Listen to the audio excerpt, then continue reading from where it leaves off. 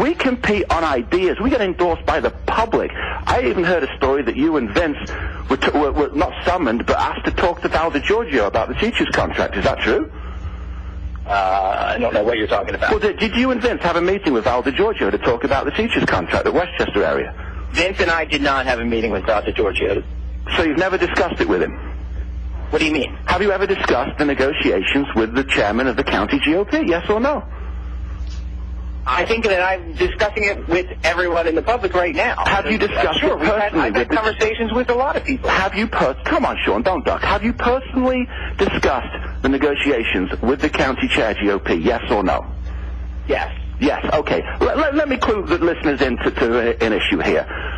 The chair of the Bucks County GOP is Pat Poprick.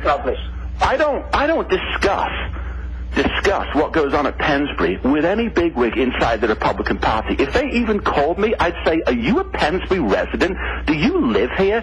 Do you pay taxes here? The problem that we have here, Rich, is that we have Republicans that get in office and think it's their job to discuss something with someone. Is Val DiGiorgio a resident of Westchester area? What's he got to do with him if he's not a resident? What's his business? He doesn't pay taxes if he doesn't live there. Why are you talking to non-residents? This is the problem we have, Rich. We have people not willing to stand on principle, people willing to go along with the party and blame other people for the lack of public opinion. Well, if he wanted to tell them how they could win the because he told me that by all means, I mean, he made it sound so simple, Simon. He said, you know what, if the school board would just tell them that they want this in the contract, that we're not going to deduct your dues for you anymore and send them to the union, they should be able to do it. So I thought, well, geez, if it's that easy, if he's so confident, you know, I think he should talk to them and tell them how to do it, because I had some heart-to-hearts with some of the school board members, and they felt like it's not that easy to do, and it isn't. So it isn't easy to do, and I'll disagree with DiGiorgio on that. But once again, what we have here, Rich, is everyone else passing the buck. DiGiorgio saying, well, you know, I think those local guys should stand up and do it. Sean saying, well, and I agree with him, you can't do it unilaterally.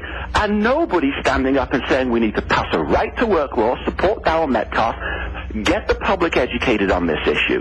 And this is the problem in Chester County. It's the go-along-to-get-along attitude instead of focusing on the citizenry, the constituents of that school district. That support staff contract could have been negotiated for a much lower price had privatization been looked at and bids solicited. There was no need for those school board Republicans to sign off on forced unionism. There's no need for the Westchester vote crowd to get a person elected on a writing candidate. We have a failure of leadership in the Republican Party.